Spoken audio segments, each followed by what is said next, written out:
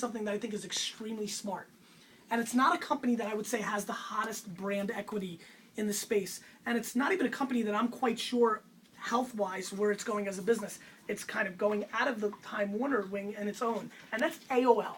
I'm sitting here today in 2009 saying, big ups to AOL, because I think you're doing something extremely smart. And I think that Yahoo and Microsoft and people like the New York Times and the whole newspaper industry and magazines as a whole and television as a whole should be copying what AOL is doing. And what AOL is doing is this. AOL is using its not cool brand, AOL.com, and they're using it to build a lot of cool brands. AOL has been building new platforms, little blogs out there like Asylum, like Lemon Drop, like Pop Eater, on and on and on. All these properties that AOL is building, many of them are becoming top in their niche because when people go to the AOL.com homepage, they're linking to it. And they're building up these assets that don't have the negative brand taste in their mind.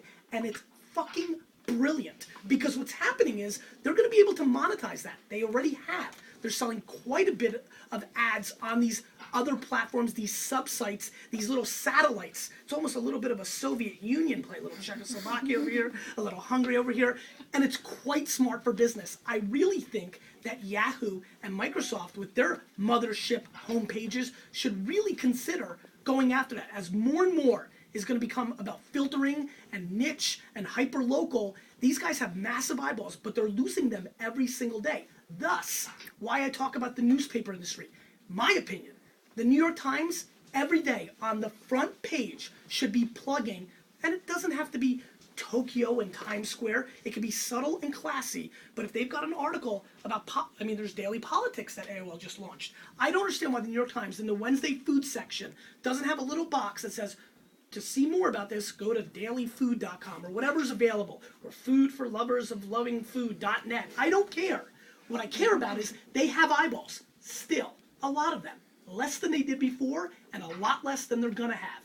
And before they just go down on this huge ship and sink, why not create all these little boats that all your sailors, your journalists, can go to and build up with fresh brand equity? What AOL is doing is extremely smart, and what I think a lot of big platforms should be doing is the same. And now I want to take it one step further.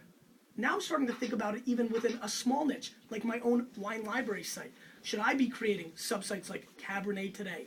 Maybe I should.